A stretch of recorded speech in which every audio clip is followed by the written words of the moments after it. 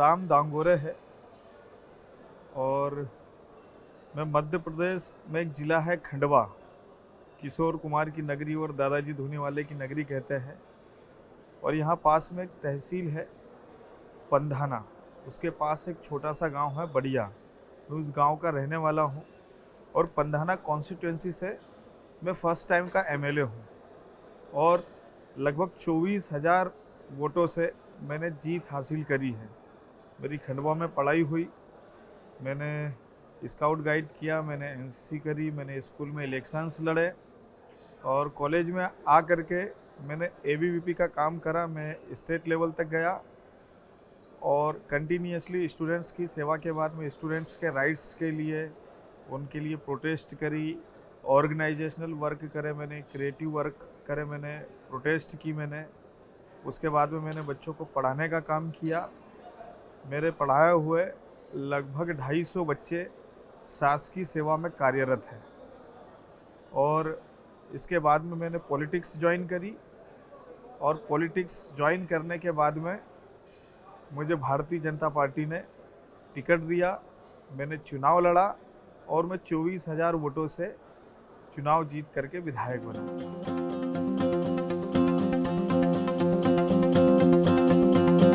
हमारी जो कॉन्स्टिट्यूंसी है, टंटिया मामा जो क्रांतिकारी हुए वो हमारी कॉन्स्टिट्यूंसी के हैं, जिन्हें इंडियन रॉबिन हुड के नाम से जाना जाता है। उन्हीं के नाम से इस विधानसभा को पहचाना भी जाता है। उनका जन्म स्थल पंधाना से 7 किलोमीटर दूर बड़ौदा अहीर में है और वहाँ सबसे ज़्यादा जनजातीय समुदाय निवासरत हैं। और चूंकि पिछड़ी हुई विधानसभा है, इसलिए चैलेंज से हमारे लिए कि हमको उसको आगे लेकर के आना है। जब मैं विधायक बना था तो मुझे एक सुक्ता डैम मिला था नए कामों में और एक गवर्नमेंट कॉलेज मिला था। इसके अलावा कोई ऐसा बड़ा काम बताने की स्थिति में नहीं थे कि वो हम बता सकें। तो विधायक बनने के बाद में जो है हमको कांग्रेस की गवर्नमेंट मिली, तो उस समय 15 महीने हम लोग कोई काम नहीं कर पाए और उसके बाद में जब हमारी गवर्नमेंट आई तो 2 साल हमारे कोरोना में चले गए। हमको काम करने के लिए ज़्यादा समय नहीं मिला। ये लास्ट का जो आधा साल है वो इलेक्शन में चला जाएगा। मुश्किल से 1.25 साल मुझे काम करने के लिए मिला और उस 1.25 साल में लगभग 4,25,000 करोड़ रुपए के काम में अपनी कॉन्स्टिट्यूंसी में लेकर के आया। जो ज़्यादा चैलेंज थे हमारी कॉन्स्टिट्यूंसी में, जैसे 70% राजस्व के काम हमारे पंधाना कॉन्स्टिट्यूंसी से नहीं होते, खंडवा जाना पड़ता है उसके लिए। तो 30% वर्ग पंधाना से होते, 70% वर्ग के लिए हमको जिला केंद्र पर जाना पड़ता है। एक ये चैलेंज। हमारे पास में कॉलेज एक ही है और सब्जेक्ट भी लिमिटेड थे, तो मैंने सबसे पहले उस कॉलेज के सब्जेक्ट बढ़वाए और उसके बाद में उस कॉलेज का नाम मैंने टंटिया मामा के नाम पे रखने का काम किया कि जो जिनके नाम से इस विधानसभा को जाना जाता है उनके नाम से इस कॉलेज का नाम हो। उसके बाद में मैं 12.5 करोड़ रुपए की लागत से एक ITI कॉलेज लेकर के आया और उसको चालू करवा दिया मैंने एक किराए की बिल्डिंग में, और उसके बाद में जो है उसका निर्माण कार्य भी मैंने चालू करा दिया। इसके बाद में पानी की समस्या हमारे यहाँ पर बहुत है। हमारा क्षेत्र सूखा घोषित है, गर्मी में किसान खेती नहीं कर पाते, पीने का पानी भी बड़ी मुश्किल से मिलता है। तो हमने झिरने लिफ्ट इरीगेशन पास कराई 1500 करोड़ रुपए की, जिससे हमारे क्षेत्र में पानी की कमी की पूर्ति होगी। एक खंडवा लिफ्ट इरीगेशन है, खंडवा लिफ्ट इरीगेशन जो कि पंधाना का जो गुड़ी और सिंगोट वाला एरिया है, लगभग 57,000 हेक्टेयर उससे सिंचित होगा। तो वो 1866 करोड़ रुपए की लागत से मैंने खंडवा लिफ्ट इरीगेशन पास कराई। फिर मैंने एक दीवाल डैम पास कराया पानी की कमी को दूर करने के लिए, वो 11 करोड़ रुपए की लागत से मैंने उसको पास कराया। फिर सुक्ता डैम, जिससे कि पूरा खंडवा नगर पानी पीता है, हम लोग यहाँ से वाटर सप्लाई उनको देते हैं। बीच में इसे रुकने की कंडीशन भी बनी कि खंडवा को पानी की सप्लाई नहीं देंगे, लेकिन मैंने मना करा। मैंने कहा ये पानी पीने के लिए जा रहा है, इसको रोका नहीं जाएगा। तो वो उस डैम के रखरखाव के लिए, उसकी साफ़ सफाई के लिए मैं 17 करोड़ रुपए की राशि पास करके लाया। एक 4 करोड़ 66 लाख रुपए का मैंने बागेश्वरी बैराज पास कराया। एक 4.25 करोड़ रुपए का मैंने सारोला बैराज पास कराया। एक 4 करोड़ 7 लाख का मैंने लछोरा बैराज पास कराया। इसके अलावा 6 गाँव माखन लिफ्ट इरिगेशन जो हमारे पूर्व सांसद जी ने पास कराई थी, उसमें कुछ गांव छूट गए थे, उन गांवों का छोड़ने का भी, पानी जोड़ने का भी काम मैंने करा। और एक छिलटिया माइनर इरिगेशन माइनर थी जो 32 साल से पेंडिंग थी, मैंने उसको भी पास करा दिया। तो ऐसा लगभग हमने 75 to 80% कॉन्स्टिट्यूंसी को मैंने सिंचित करने का काम करा। इतने सारे बड़े प्रोजेक्ट्स मैंने ये 1.25 साल में पास करा है। इसके अलावा एक गांव था टप्पा, उसको मैंने उप तहसील बनाया। एक उप तहसील थी, उसको मैंने तहसील बनवाया। एक ग्राम पंचायत थी, उसकी नगर परिषद की अभी कार्रवाई चल रही है। खंडवा जिले में सबसे ज़्यादा सड़कें, चूँकि हमारे यहाँ सड़कों का भी बहुत अभाव था, लेकिन जब मैंने रिकॉर्ड निकाला तो पता चला मैंने खंडवा जिले की सबसे ज़्यादा सड़कें मेरी विधानसभा में पास कराने का काम किया। लगभग 500 करोड़ रुपए की सड़कें मैंने अपनी विधानसभा में पास कराने का काम किया है। साथ ही महाराणा प्रताप जी के नाम से एम्बुलेंस सेवा हमने स्टार्ट करी। इमरजेंसी में जब पेशेंट के लिए कोई कुछ होता नहीं है तो हमारी एम्बुलेंस उनको हॉस्पिटल ले जाने का काम करेगी। साथ ही एक इंडस्ट्रियल एरिया नेशनल हाईवे के ऊपर 121 एकड़ में उसका अभी टाइप हुआ है, तो वो जैसे ही काम चालू हो जाएगा तो लगभग 15 से 20 हज़ार युवाओं को उसमें रोजगार मिलेगा। हमने सिंचाई, शिक्षा, सड़क, स्वास्थ्य और रोजगार, इन 5 कामों के ऊपर फोकस करने का काम किया है, जिससे हमारी विधानसभा में काफ़ी उठाव आया है और लोगों के जीवन स्तर में सुधार होगा।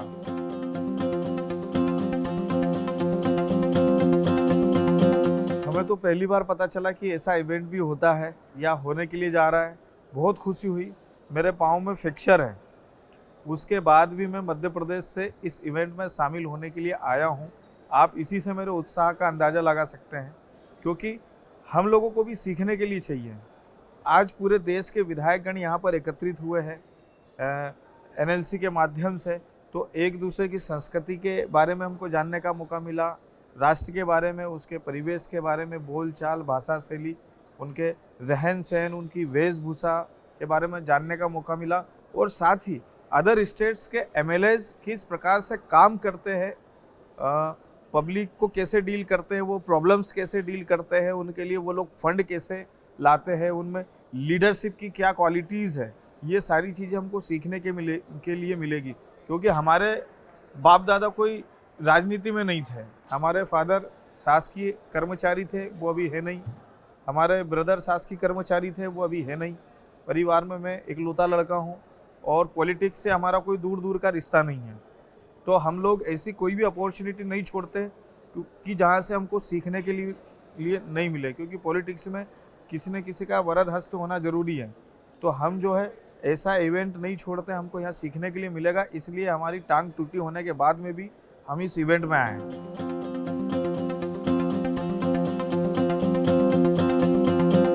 मेरी कॉन्स्टिट्यूंसी में सबसे बड़ा इशू ये है कि हमारे यहाँ पे जो ट्राइबल एमएलएज होते हैं उनको नेक्स्ट टाइम पे चेंज कर दिया जाता है।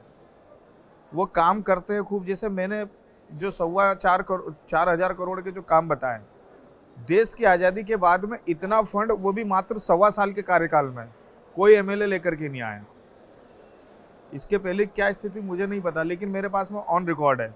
सबसे ज़्यादा विधानसभा में प्रश्न मैंने लगाए। मैंने जो है अवैध वसूली को प्रतिबंधित किया, मैंने नकली शराब को प्रतिबंधित किया, मैंने सट्टा जुआ को प्रतिबंधित करा, मैं जो है चोरी और महिला जैसे मामलों में कभी किसी का सपोर्ट नहीं करता। अगर सगा रिश्तेदार भी आ जाएगा तो उसको भी हम लोग कोई मदद नहीं करेंगे अगर ऐसे कोई मामले में आएगा तो। कई सारे हमने रचनात्मक पहल करने का काम किया है, क्रिएटिव वर्क्स करने का काम किया है। हम कोशिश कर रहे हैं कि हम लोगों को भी जो है दोबारा अवसर दिया जाए। अगर जनजातीय नेतृत्व, ट्राइबल लीडरशिप को अगर स्थायित्व नहीं दिया जाएगा तो ट्राइबल्स का उद्धार पॉसिबल नहीं है। फिर जनजाति वर्ग का ध्यान कौन रखेगा ऐसे में?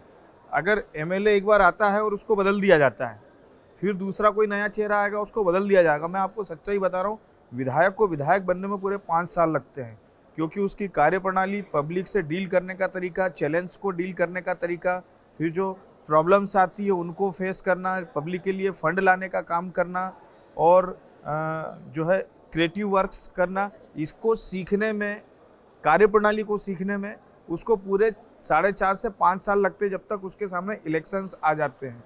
मेरा मानना ये है कि कोई भी व्यक्ति को कम से कम 2 बार मौका मिलना चाहिए, खासकर ट्राइबल एमएलएस को, क्योंकि वो बहुत पिछड़ा हुआ क्षेत्र है, पिछड़ी हुई जनजाति है, उनको भोली जनजाति, उनको ऐसे ही अपॉर्चुनिटीज़ नहीं मिलती है। तो उनके लीडर्स को जो है संरक्षण मिलना चाहिए, ट्राइबल एमएलए को सेकंड टाइम मौका मिलना चाहिए, ताकि वो अपनी कम्युनिटी का, अपने क्षेत्र का ध्यान रख सके, और जब सेकंड टाइम रहेगा तो बहुत कुछ सीख चुका होगा, तो बहुत अच्छे तरीके से वो जनता की सेवा कर पाएगा।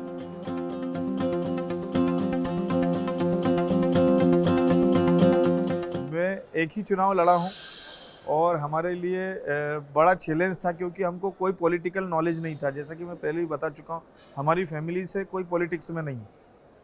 तो जब हम बने तो सभा कैसी लेना है, फॉर्म कैसे भरने के लिए जाना है, ये सारी चीज़ें, और उसके पहले टिकट की समस्या कि एमएलए का टिकट कैसे मिलता है, तो उसके लिए हमने सबसे मिलना जुलना चालू करा।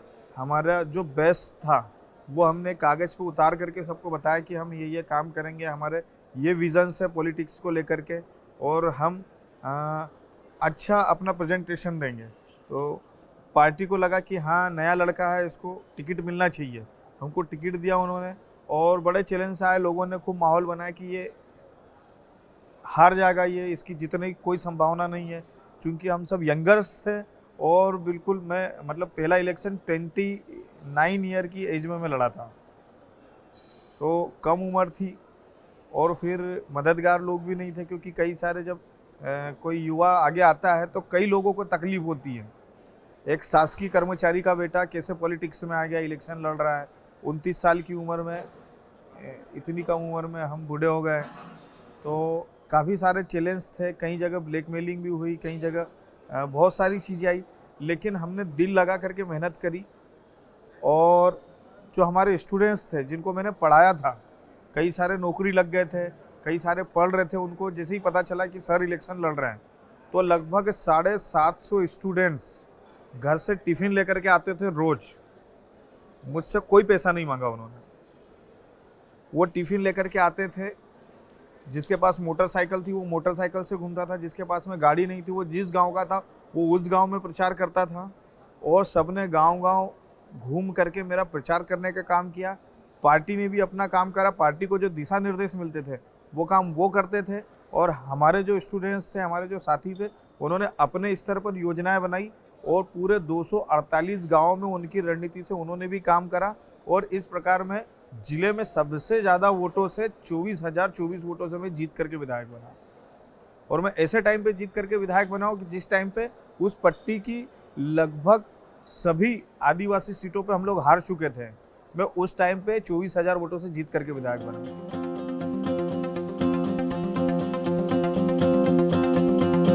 ऐसे हमारे पूर्व प्रधानमंत्री जी अटल बिहारी वाजपेयी, जिन्होंने गठबंधन की सरकार चलाई, मतलब गठबंधन की सरकार चलाना सबसे क्रिटिकल सिचुएशंस होती है कि आदमी जी भी नहीं सकता और मर भी नहीं सकता। ऐसी सिचुएशन में उन्होंने इतने अच्छे तरीके से सरकार चलाई, मैं उनसे बहुत इंस्पायर हूँ। मैं नरेंद्र मोदी जी से बहुत इंस्पायर हूँ। हमारे सीएम शिवराज सिंह चौहान जी, जो लगातार 18 घंटे जनता के लिए काम करने के लिए ही जी रहे हैं, और हमारी स्टेट के प्रेसिडेंट श्री विष्णुदत्त शर्मा जी, उनके साथ मैंने बचपन से काम किया है, उनसे भी बहुत इंस्पायर हूँ।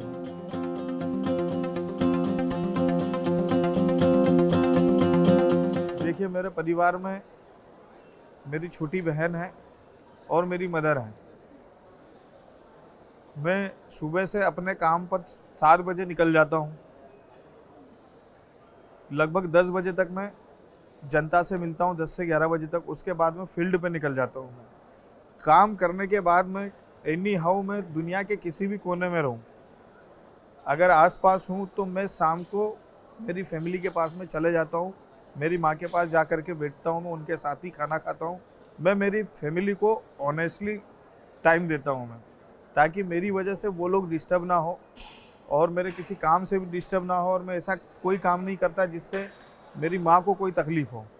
जैसे कई पॉलिटिशियंस की इमेज ख़राब होती है, तो मैं उस टाइप के कोई काम नहीं करता हूँ, ताकि मेरी माँ तक कोई मेरी गलत खबर ना जाए और उसका दिल दुखे। तो मैं बराबर बैलेंस करके रखता हूँ। मैं मेरी मदर को पूरा टाइम देता हूँ और मेरी फील्ड को भी मैं पूरा टाइम देता हूँ।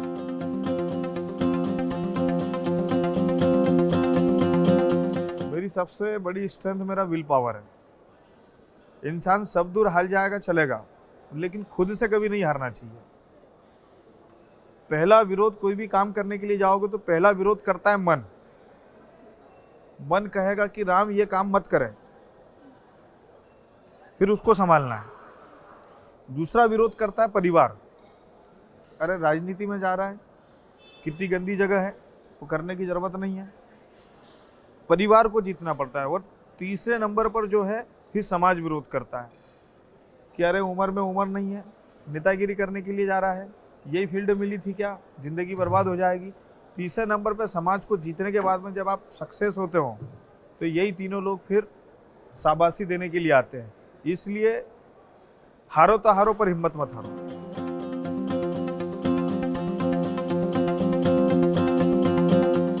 मेरे करियर में सबसे यादगार वक्त एबीवीपी का था।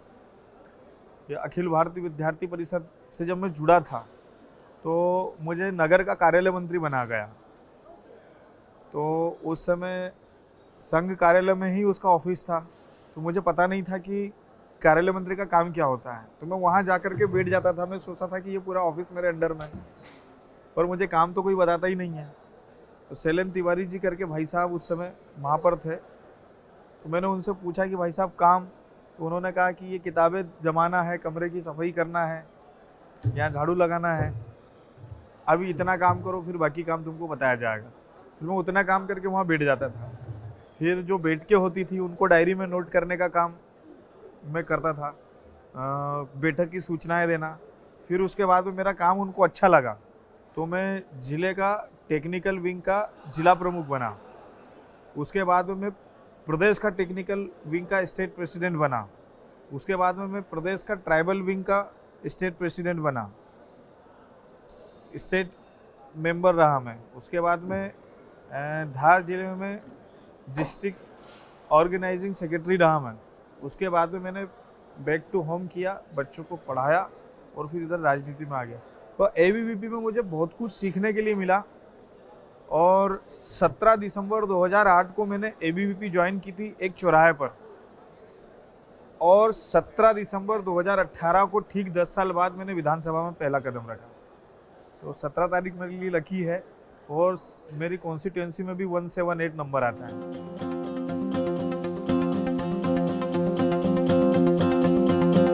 मैं आज की युवा पीढ़ी को सिर्फ यही कहना चाहता हूँ कि गलत रास्ते पे मत चलो और सही रास्ते पर चलो, और किसी से भी दुनिया में डरने की जरूरत नहीं है, और कभी भी हिम्मत मत हारो। जो हिम्मत हार जाता है वो कभी सक्सेस को गेन नहीं कर सकता। तो इसलिए कोई भी काम करो तो कभी भी ना तो डरना है ना हिम्मत हारना है। परिस्थितियां ऐसी आती है जीवन में कि आदमी सोचता है कि सुसाइड कर ले, एक दिन में 10 बार सुसाइड करने के ख्याल आते हैं। थूक भी गोट तो नहीं बनता, आदमी के मुंह से आवाज़ भी नहीं निकलती कि क्या करे, कुछ समझ में नहीं आता। मदद करने वाले लोग भी साथ छोड़ करके चले जाते हैं। तो बिल्कुल भी घबराने की ज़रूरत नहीं है, बिल्कुल भी हारने की ज़रूरत नहीं है। हिम्मत को बनाए रखना है और मैदान में टिके रहना है। किसी भी कीमत पे मैदान से भागना नहीं है, बस टिके रहो। आपको जीतने से दुनिया की कोई ताकत नहीं रोक सकती।